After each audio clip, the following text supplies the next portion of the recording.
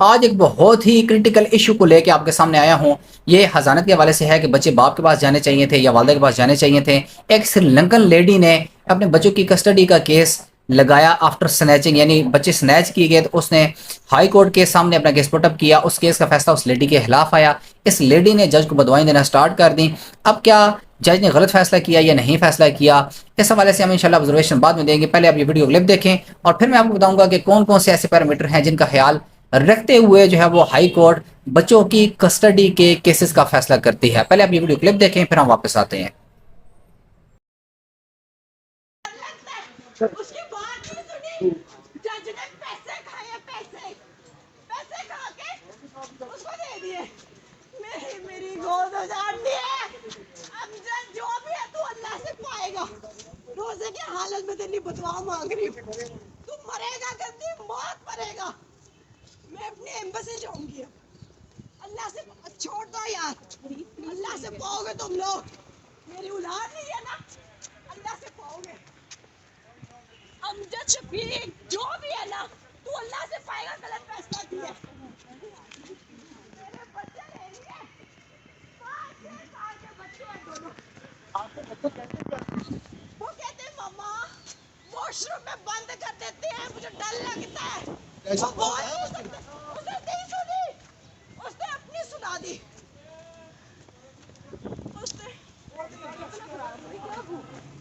उसने सिर्फ अपनी सुनी। अल्लाह से पाओगे। चलो ठीक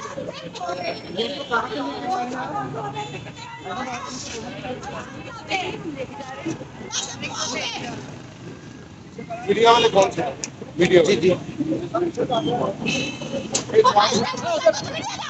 जी फैसला हो जाएगा। उनको पैसे दो पापा इधर कोई सुनने वाला है? मैं अभी बात कर आप बोले ना, मुझे कुछ नहीं समझ आ रहा इससे। आपका केस क्या था ये बताइए। मेरा बताओ केस ये, मेरे 2 मासूम बच्चे 5 साल के 6 साल के, जो कि उसका बाप ले गया। अब मैंने इधर कोर्ट में अप्लाई किया, सारा कुछ किया। बच्चे मुझे देखे, मैंने पूछा चलो बच्चों से, कहते मम्मा वो लोग वॉशरूम में बंद कर देते हैं, मुझे डर लगता है। मैं कहा आप उनकी तरफ नहीं जाओगे, कहते वो फिर ले जाएंगे। डर से उन्होंने कहा बाबा सिर्फ खाए। जज कहते छोड़ेंगे, जाओ बाबा के पास जाओ। पैसे खाए हुए जज ने। असल बात तो ये अमजद शफीक जो भी है, कौन है? अमजद रफीक। अल्लाह से पाएगा। माँ की गोद उड़ानी है ना, तेरा कुछ भी नहीं रहना। मरियम नवाज है, इमरान खान है, जो भी है, मुझे मेरे बच्चे लुटा दो बस। मुझे मेरे बच्चे चाहिए, मेरे बच्चे। ये श्रीलंकन है और मैं इसका फादर हूँ, लेकिन हेल्प नहीं की है उसने। बच्चे तो वैसे छीन कर लेकर गया हुआ 2019 में भी उठा कर लेकर गया, अभी भी उठा कर बच्चों को डराया हुआ। ऊपर से ना कोई हेल्प करने वाला ना कुछ और। जज साहब ने 5 मिनट दिए, बच्चों को पास चले जाओ। वो जिनके पास अभी कितने दिन से रह रहे हैं वो तो प्रेशराइज किया हुआ। उसकी तो शादी हो गई, आगे उसके 2 बच्चे हैं, तो वो सौतेली माँ के पास रह रहे हैं। कैसा फैसला है? जो लड़की शादी नहीं करना चाहती, अपने बच्चों के लिए जीना चाहती है, ये कानून है? ये किस तरह का कानून है? इंसाफ करना चाहिए। जो बच्चे मैडम बाप को दे दिए। बताइएगा कि आज जब केस की समाप्त हुई तो हुआ क्या था दादा? जब बच्चे आए हैं ना, मैं उनको मिली हूँ। उन्होंने कहा कि just give like 5 to 10 minutes। मैं उधर खड़ी हूँ। मुझे कितने बच्चे हैं? मेरे 2 बच्चे हैं, एक 5 साल का और एक 6 साल और का। आपकी शादी कब हुई? मेरी शादी 2016 में हुई थी और मेरी ना क्या नाम है उनका? अली हसन। और उन्होंने मेरे साथ फ्रॉड किया था जब मैंने कहा था कहाँ की है? मैं श्रीलंका की हूँ। और वो कहाँ की? वो पाकिस्तान का है। ही जस्ट स्कैम्ड। उन्होंने even he said that he is living in his own house. मैं तो ये जानना चाह रहा हूँ कि आपकी शादी कैसे हुई, थोड़ा सा बाबा मेरे फादर पाकिस्तानी है, मेरी मम्मा श्रीलंकन है। ठीक है। और मेरे पापा ने जब मेरी शादी करवाई है, वी गॉट टू नो कि उनके पास एक 70 भी नहीं है अपनी। और जिस घर में वो रहते थे, जो वो घर कहते थे अपना है, वो किसी रेंट का था। फ्रॉड होने के काम क्या बाद करते थे? उन्होंने उनका काम मैं बताती हूँ। 13 करोड़ रुपए का भी फ्रॉड किया रिसेंटली पठानों के साथ। उसका बाप मलिक इमरान हसन, जो कहता है एक्स एडवाइजर ऑफ परवेज इलाही। तो एक 2016 में शादी हुई, अब 2024 है, झगड़ा किस बात पर हुआ? मेरे जो देवर है उसने मुझे वाइपरों के साथ मारा था, जिससे मेरे थर्ड बेटे की डेथ हो गई थी। उसके बाद मैं वापस नहीं गई। पाकिस्तानी है? पाकिस्तानी है वो। अच्छा, तो और बच्चे फिर किसके पास थे? दूसरे बच्चे मेरे पास मेरे बच्चे रहते थे। जब मुझे डिवोर्स हो गया, उससे दूसरी शादी कर ली। उसकी अपनी एक बेटी है। डिवोर्स कब हुई? इन 2021। तो आज जब अदालत में केस की समाअत हुई तो बच्चों की कस्टडी की उन्होंने केस किया या आपने? मैंने किया था, बिकॉज मेरे बच्चे स्नैच हुए हुए थे। ठीक है। मेरे बच्चे दिए गए या लिए गए नहीं थे, स्नैच हुए थे। शादी के बाद आप पाकिस्तान रह रही थी? Exactly, I was living in Pakistan. ठीक है। And what was the same thing कि मैंने इससे पहले भी एक दफा मेरे बच्चे स्नैच हुए फैसलाबाद सेशन कोर्ट से। आप पता करवा सकते हो उधर से। मेरे बच्चे मुझे 24 आवर्स के अंदर मिल गए थे, बिकॉज वो अंडर 7 है। एक 5 साल का, एक 6 साल का है। वो बच्चे मुझे कह रहे हैं मम्मा मुझे ना वॉशरूम में बंद कर देते। मैंने कुछ भी नहीं कहना, वो डर रहे हैं। इवन उस जज ने बात नहीं सुनी उस बच्चों की और फटाफट कहा go with the father. What the hell is he is nothing. उसने इतनी गलत, इतना बड़ा फैसला इतने गलत तरीके से कैसे किया? How can you do that? तो दोनों बच्चों को वो लेकर चले? वो चले गए। It is wrong to my kids. सबसे रिक्वेस्ट की मैंने कहा वो सुनने वाले में से नहीं है। He didn't listen a single word of mine. He just said done. उसने एक लफ्ज नहीं सुना, मेरी बात नहीं सुनी। बच्चे जब आपसे मिले तो उन्होंने क्या कहा? उन्होंने मुझे यही कहा कि मम्मा मुझे वॉशरूम में बंद करते हैं, मैं तंग हूँ, मुझसे नहीं रहा जाता, लेकिन मैं उनके सामने नहीं कह सकता हूँ। मैं कहा वो डरे अंकल हुए? मुझे बहुत ज्यादा वो रो रहा था। You can ask all over there. वो सारे कोई पुलिस सारा कोई आ रहा है, आप क्यों रो रहे हो? ही सेइंग कि कुछ भी नहीं। कितनी देर बाद बच्चों से आपकी मुलाकात? It's around like a few days ago.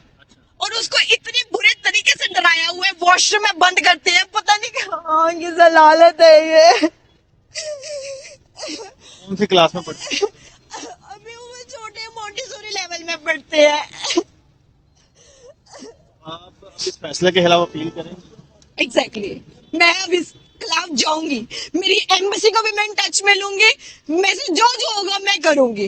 But I know कि मेरे बाबा कहते हैं कि पाकिस्तान में इंसाफ बहुत होता है, लेकिन मैंने नहीं देखा इंसाफ from the first day till now. I haven't get a single time, but this time I will go against Pakistan. whoever will come in front of me, I will go against, and I need my kids back. Whatever it happens, I need my kids back.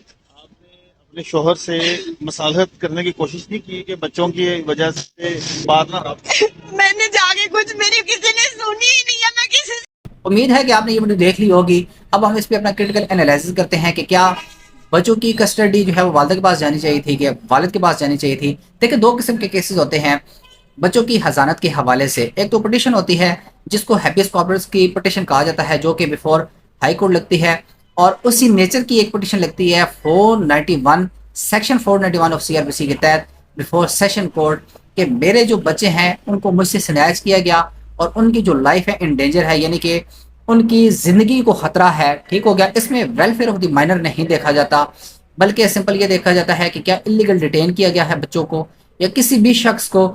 तो उसी वक्त जो है वो court notice करती है उस इलाके के एसएचओ को कि जहाँ पे बच्चे रिजाइड कर रहे हैं या वो बंदा रिजाइड कर रहा है कि जिसको इलीगल डिटेन किया गया है।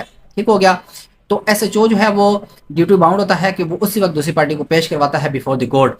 जैसे ही एसएचओ पेश करता है कोर्ट के सामने बच्चों को, तो कोर्ट के पास ऐसा कोई पैरामीटर नहीं है कि बच्चों की फलाह बहबूद को इतने शॉर्ट टाइम में वो चेक कर सके, बल्कि वो दो चीज़ें चेक करती है कि क्या इलीगल डिटेन किया गया था, कि ऐसे निशानात या किसी ऐसे साइन से पता चल जाए कि बच्चों को इलीगल डिटेन किया गया था। और दूसरी चीज़ कोर्ट ये चेक करती है कि क्या बच्चों की जो लाइफ है इन डेंजर है या नहीं है, खतरे में है या नहीं है।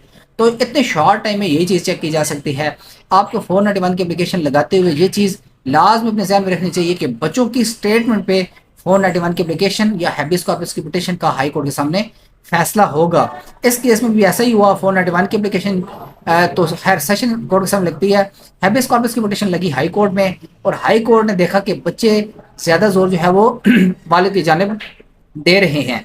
अब जब वो बच्चे शायद बाहर निकले तो बच्चों ने रोना स्टार्ट कर दिया वालिद के सामने, नहीं हमें बाथरूम में बंद किया जा रहा है, ये वो, और इस किस्म की बातें की गई। लेकिन अगर ये कोर्ट में की जाती तो हो सकता है जज कोई और फैसला देता। अब इसमें दो रेमेडीज़ हैं इस औरत के पास, या तो ये इस ऑर्डर को चैलेंज कर दे या फिर जो है वो इसको रिव्यू करे, रिव्यू की एप्लीकेशन दे। और दूसरी रेमेडी ये बनती है कि section 25 of guardian and ward के तहत जो है वो एक पिटीशन मूव करे गार्डियन जज के सामने कि मेरे बच्चे मेरे हवाले किए जाएं, और उसमें फर्दर जो है वो सेक्शन 12 की भी एप्लीकेशन साथ में अटैच होती है कि जब तक सेक्शन 25 की एप्लीकेशन का जो है वो फैसला नहीं आता, क्योंकि उसमें शातिर कार्ड होती हैं, क्रॉस एग्जामिनर इन चीफ ये वो, और जब तक उस पिटिशन का फैसला नहीं आ जाता तब तक बच्चे मेरे हवाले किए जाएं, क्योंकि वेलफेयर ऑफ द माइनर मेरे साथ ज़्यादा लाई करती है।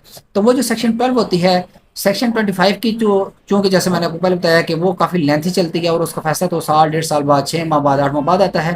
इन द मीन वाइल जैसे हम किसी जगह पे स्टे लेते हैं ना, तो हम स्टे पे बहस करके स्टे ले लेते हैं और बाद में केस चलता रहता है। तो सिंपल ये भी ऐसे ही आप समझे कि ये एक स्टे की नोयत होती है कि तब तक बच्चे मेरे हवाले किए जाएं जब तक सेक्शन 25 की एप्लीकेशन का फैसला नहीं हो जाता।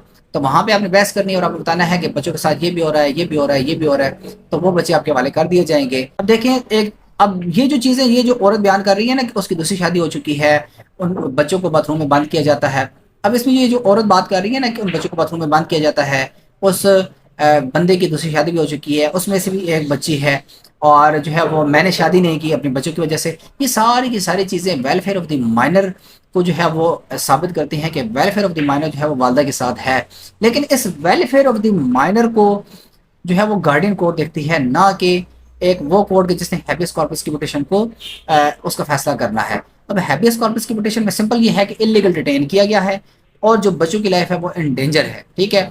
और वो जो है वो सरसरी तौर पे देखा जाता है, बच्चों की जो बॉडी लैंग्वेज है वो क्या बता रही है, और प्लस बच्चे कौन सी साइड पे ज़्यादा जो है वो जोर दे रहे हैं, वालिद को ज़्यादा जो है वो फोकस कर रहे हैं या वालदा को फोकस कर रहे हैं। तो डेफिनेटली वो वालिद ने उनको समझा के वो लेके आए थे उस बच्चे को, और हाईकोर्ट के पास इतना टाइम होता नहीं है कि अगर फर्ज के 3 माह वालिद के पास रहे हैं तो 3 घंटे वालदा को देने, बल्कि उन्होंने 3 घंटे में मर्डर रेफरेंसेस बहुत सारे जो है वो ऐसे फैसला करने होते हैं बहुत शॉर्ट नोटिस पे, तो वो इतना टाइम देती नहीं है। यही चीज़ अगर आप नीचे सेशन कोर्ट में पहले जैसे आपने पुट की थी, आप वहीं पे पुट करते तो सेशन कोर्ट काफ़ी टाइम दे देती है, ठीक हो गया।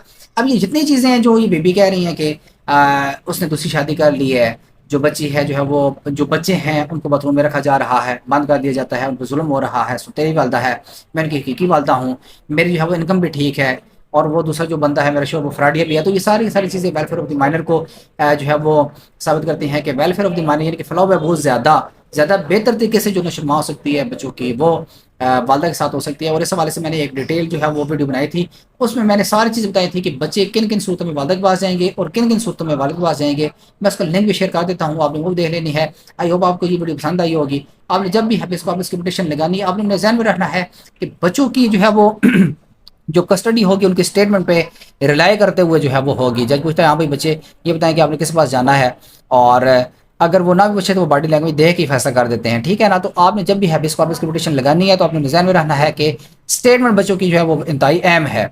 और अगर आप ये चाहते हैं कि बहुत सी और भी चीज़ें हैं कि जो वेलफेयर ऑफ द माइनर को जो है वो मेरे साथ जो है वो लाई करती हैं, मैं साबित कर सकता हूँ, तो आपने 25 यानी कि section 25 of guardian ward act के तहत एप्लीकेशन करनी है, read with section 12 of guardian and ward act, ठीक है ना। आपने इस चीज़ को ध्यान में रखना है। आई होप कि आपको ये वीडियो पसंद आई होगी। इंशाल्लाह ऐसी ज़बरदस्त वीडियो के साथ मैं जो मतलब जो केसेस होते हैं ना मेरे सामने हाईलाइट होते हैं, तो उन वीडियोस को आपके सामने लेके आया करूँगा और उस पर अपना क्रिटिकल एनालिसिस दिया करूँगा ताकि आपको बहुत सारी चीज़ें समझ आए। मुझे इजाज़त दीजिए, बहुत बहुत शुक्रिया।